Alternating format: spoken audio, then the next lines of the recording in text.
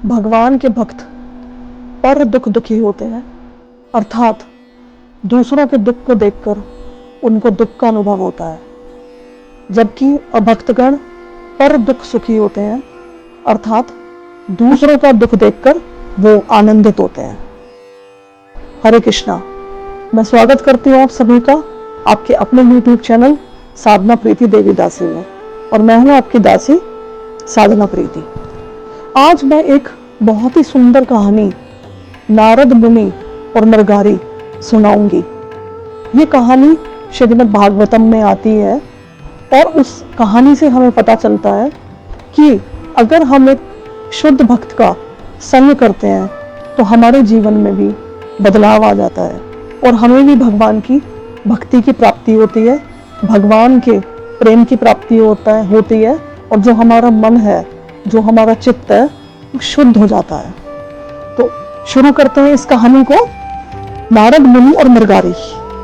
नारद मुनि और मृगारी। नारद मुनि अपने आप में भगवान के एक शुद्ध भक्त हैं, जो कि इस लोक से लेके किसी भी लोक, पृथ्वी लोक से लेके किसी भी लोक में चले जाते हैं। आध्यात्मिक जगत में भी वो जाते हैं, भौतिक जगत में भी वो आराम से जाते हैं। तो एक समय की बात है, महान संत नारद मुनि पवित्र नदियों में स्नान करने के लिए प्रयाग गए। वहां गंगा, यमुना तथा सरस्वती नदियों का संगम होता है। प्रयागराज है, जो कि पहले इलाहाबाद नाम से जाना जाता था। तो वहां पर गंगा, यमुना और सरस्वती नदियों का संगम होता है। नारद मुनि भगवान श्री कृष्ण के शुद्ध भक्त है, हम सभी जानते हैं। भगवान श्री कृष्ण की कृपा से वो ब्रह्मांड के किसी भी लोक की यात्रा कर सकते हैं। यदि हम लोग किसी अन्य लोक में जाना चाहें तो हमें अंतरिक्ष यान की आवश्यकता पड़ेगी। अगर हमें किसी और लोक में जाना है, मंगल ग्रह में जाना है, चंद्रमा में जाना है, तो अंतरिक्ष यान की आवश्यकता पड़ेगी। बट नारद मुनि के साथ ऐसा नहीं है। जब भी उनकी इच्छा होती है तो वो किसी भी लोक में बड़े आराम से जा सकते हैं। किंतु नारद मुनि किसी भी लोक में बिना अंतरिक्ष यान के जा सकते हैं। वे ऐसा कर सकते हैं क्योंकि उनका शरीर आध्यात्मिक है। हमारे शरीर की तरह नारद मुनि का शरीर नहीं बना हुआ। नारद मुनि का जो शरीर है वो आध्यात्मिक है।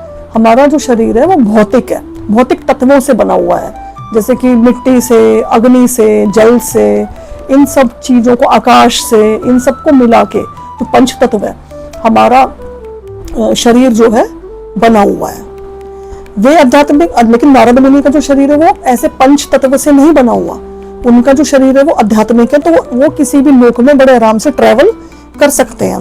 वे आध्यात्मिक वैकुंठ लोकों में भी जा सकते हैं। जैसे कि जो आध्यात्मिक जगत है, ये तो भौतिक जगत है, पृथ्वी लोक भौतिक जगत में आता है। तो जो आध्यात्मिक जगत है उसमें असंख्य वैकुंठ लोक है।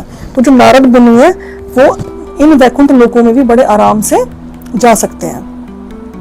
ये आध्यात्मिक लोक जिसमें हम लोग रहते हैं वो भौतिक ब्रह्मांड से परे स्थित है।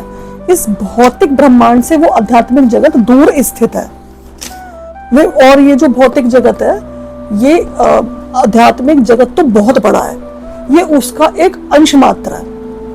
वे भगवान श्री कृष्ण के यश का प्रचार करने के लिए सदैव सर्वत्र भ्रमण करते रहते हैं।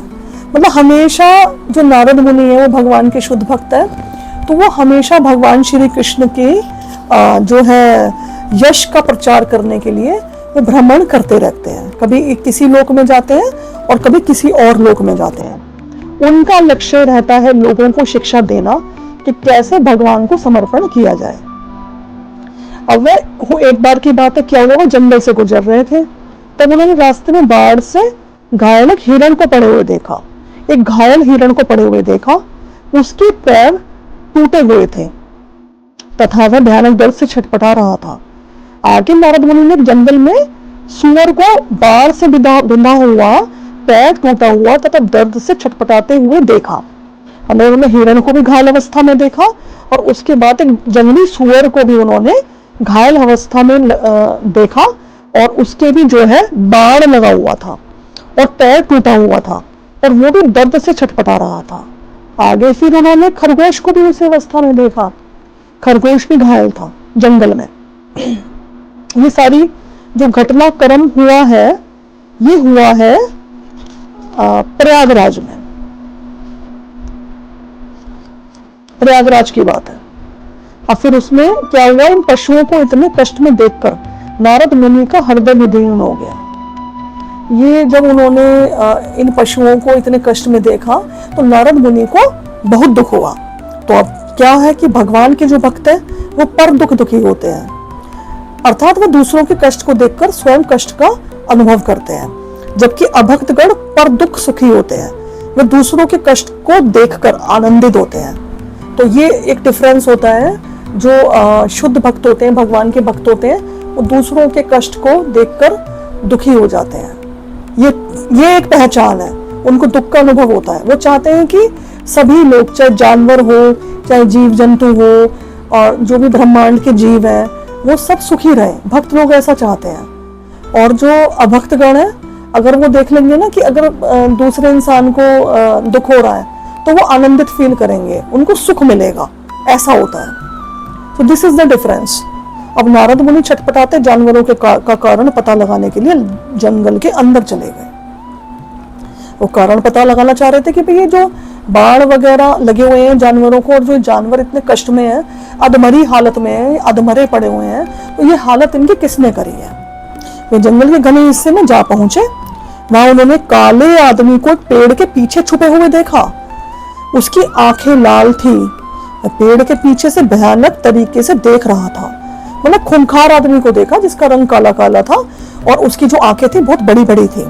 वह हाथों में धनुष बाण लिए हुए एक शिकारी था। वो जो काला आदमी था वो एक शिकारी था। वह जानवरों को मारने के लिए तैयार था। मतलब उन्होंने खरगोश, उस काले आदमी ने, उस खूंखार आदमी ने खरगोश को घायल किया हुआ था, जंगली सुअर को घायल किया हुआ था, हिरण को भी घायल किया हुआ था। बट इससे भी वो सेटिस्फाइड नहीं था। वो और भी जानवरों को घायल करने के लिए तैयार था। वो मृत्यु के स्वामी यमराज के समान प्रतीत हो रहा था। मृत्यु के स्वामी है यमराज, और वो उनके समान लग रहा था। आगे क्या होता है, नारद मुनि शिकारी के पास गए। जंगल में शिकारी की उपस्थिति से अनजान और भी जानवर थे। जैसे ही जानवरों ने नारद मुनि को देखा, वे चारों तरफ भाग गए। मतलब इसमें ये बताया गया है कि नारद मुनि शिकारी के पास गए। जंगल में शिकारी की उपस्थिति से अनजान और भी जानवर थे। मतलब जो और भी जानवर थे उनको शिकारी की उपस्थिति के बारे में मालूम नहीं था, क्योंकि वो पेड़ के पीछे छुपा हुआ था। जैसे ही जानवरों ने नारद मुनि को देखा, वे चारों तरफ भाग गए। अब शिकारी तो छुपा हुआ था पेड़ के पीछे, लेकिन जब जानवरों ने नारद मुनि को देखा तो वो जो जानवर थे अपनी जान बचाने के लिए वहां से भाग गए। थोड़ा जानवर घबरा गए नारद मुनि को देख के कि भाई ये जंगल में कौन आया है, नया प्राणी कौन आया है, ऐसा उनको लगा। और फिर वो अपनी जान बचाने के लिए वहां से भाग गए। ये देखकर शिकारी अपने छिपने के स्थान पेड़ के पीछे से बाहर आ गया। ये देखकर बहुत क्रोधित हो गया। जब उसने देखा कि सारे जानवर भाग गए, मेरे शिकार यहाँ से भाग गए हैं, तो उसको बहुत क्रोध आया। और उसने सोचा कि जिन जानवरों को मैं मारना चाहता है वह सब भाग गए हैं। नारद मुनि को अपशब्दों द्वारा फटकारना चाहता था। उसको इतना क्रोध आ रहा था कि वो नारद मुनि को फटकारना चाहता था। लेकिन नारद मुनि भगवान के शुद्ध भक्त हैं, और वो बहुत निर्भीक थे और प्रभावशाली थे। क्योंकि हम सभी जानते हैं कि जो भगवान के जो भक्त होते हैं उनके अंदर एक अलग ही बात होती है। और जो भगवान नारद मुनि की तो कहने ही क्या है, वो तो भगवान के शुद्ध भक्त है, तो वो बहुत ही प्रभावशाली थे। उनका एक अलग ही तेज था। तो वो शिकारी उनको कुछ भी कह नहीं पा रहा था, वो कुछ नहीं कह पाया। उनके प्रभाव के कारण, नारद मुनि के प्रभाव के कारण वह कुछ नहीं कह पाया। शिकारी उन्हें कुछ अपशब्द नहीं कह पाया। शिकारी ने नारद मुनि से कहा, हे गोस्वामी, हे महान संत पुरुष, मेरे पास आने के लिए आपने जंगल का मुख्य मार्ग क्यों छोड़ दिया? जिन जानवरों का मैं शिकार करना चाहता था, मात्र आपको देखने से वह सब भाग गए हैं। नारद मुनि ने उत्तर दिया, मुख्य मार्ग छोड़कर मैं तुम्हारे पास अपने मन में उपजी शंका के समाधान के लिए आया हूँ। मैं जानना चाहता हूँ कि सारे शूकर और दूसरे जानवर जो अधमरे पड़े हैं, क्या उन्हें तुमने मारा है? नारद मुनि ने मृगारी इससे शिकारी से प्रश्न पूछा कि ये जो अधमरे जानवर पड़े हुए हैं, क्या इनको तुमने मारा है? शिकारी बोला, हाँ, आप जो कह रहे हैं वह सत्य है। इन जानवरों को मैंने ही मारा है। तब नारद मुनि ने पूछा, तुम जानवरों को पूर्ण रूप से क्यों नहीं मारते हो? मतलब नारद मुनि ने पूछा कि जब तुम शिकार कर ही रहे हो तो उनको पूर्ण रूप से क्यों नहीं मार रहे हो? तुम उनको ऐसी हालत में क्यों छोड़ रहे हो? अधमरा करके क्यों छोड़ रहे हो?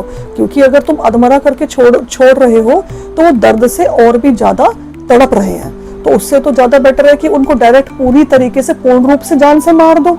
उनको अधमरा करके तुम क्यों छोड़ रहे हो? ये प्रश्न नारद मुनि ने मृगारी से पूछा। शिकारी बोला, मेरे प्रिय संत जी, मैं मृगारी हूं, मैं मृगारी हूं। और मृगारी का मतलब होता है जानवरों का शत्रु। मेरे पिता ने मुझे उन्हें अधमरा करना सिखाया है। उससे पहले उनके पिता ने उन्हें ऐसा करना सिखाया था। मेरा पूरा परिवार सदैव इसी प्रकार जीवन यापन करता हुआ आया है। यानी वो ये कहना चाह रहा है कि हमारा तो पेशा ही ये है, जानवरों को अधमरा करके छोड़ना, शिकार करना, ये सब तो हमारा पेशा है। और मैं मृगारी हूँ और ये सारा कार्य मुझे मेरे पापा ने सिखाया है, मेरे पिताजी ने सिखाया है और उनको उनके पिताजी ने सिखाया था। तो ये पीढ़ी दर पीढ़ी ये कार्य है, जानवरों को मारने का कार्य, अधमरा करने का कार्य ये चला आ रहा है। अब आगे वो कहते हैं, शिकार के मेरा पूरा परिवार सदैव इसी प्रकार जीवन यापन करता आया है। शिकार के मजे का एक हिस्सा है मरते हुए जानवरों को भयानक दर्द से छटपटाते हुए देखना।